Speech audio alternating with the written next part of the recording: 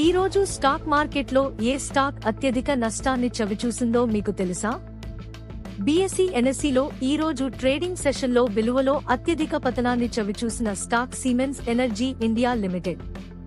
దాని షేరు ధర సుమారు 4 నుండి 5% మేర పడిపోయింది. ఇది అత్యధికంగా నష్టపోయిన స్టాక్. ఇది అత్యంత నష్టపోయిన వాటిలో అగ్రస్థానంలోకి ఎందుకు వచ్చింది? ఈ పతనం వెనుక కొన్ని ప్రధాన కారణాలు ఉన్నాయి. Market wide negative sentiment. ఈ రోజు భారతీయ స్టాక్ మార్కెట్లు బలహీనంగా ముగిసింది. నిఫ్టీ మరియు సెన్సెక్స్ రెండూ స్థిరంగా పడిపోయాయి.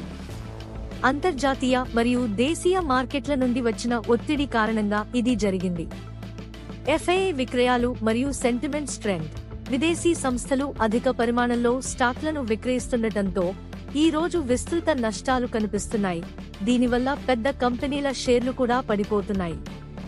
Industry specific pressure. Siemens energy వంటి ఇంధన పారిశ్రామిక కంపెనీలు మార్కెట్ సున్నితత్వానికి ప్రతికూలంగా స్పందిస్తాయి.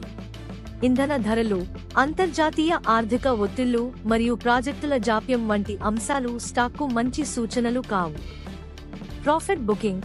సంస్థాగత మరియు రిటైల్ పెట్టుబడిదారులు ఇటీవల లేదా వేగంగా పెరిగిన స్టాక్లపై లాభాలను స్వీకరించడానికి అమ్మకాలను పెంచడం వల్ల కూడా ధరలు పడిపోయాయి.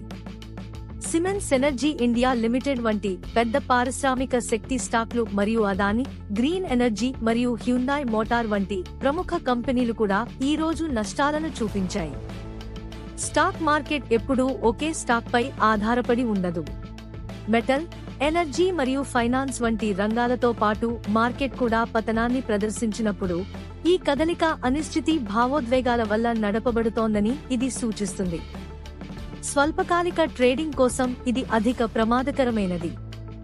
దీర్ఘకాలిక పెట్టుబడి కోసం ప్రాథమిక స్టాక్లను పరిగణనలోకి తీసుకున్న తర్వాత మీ నిర్ణయం తీసుకోండి. ఇలాంటి clean, simple and honest stock updates కోసం ఏఆర్ స్టాక్ మార్కెట్ విస్పరర్స్ ని ఫాలో అవ్వండి.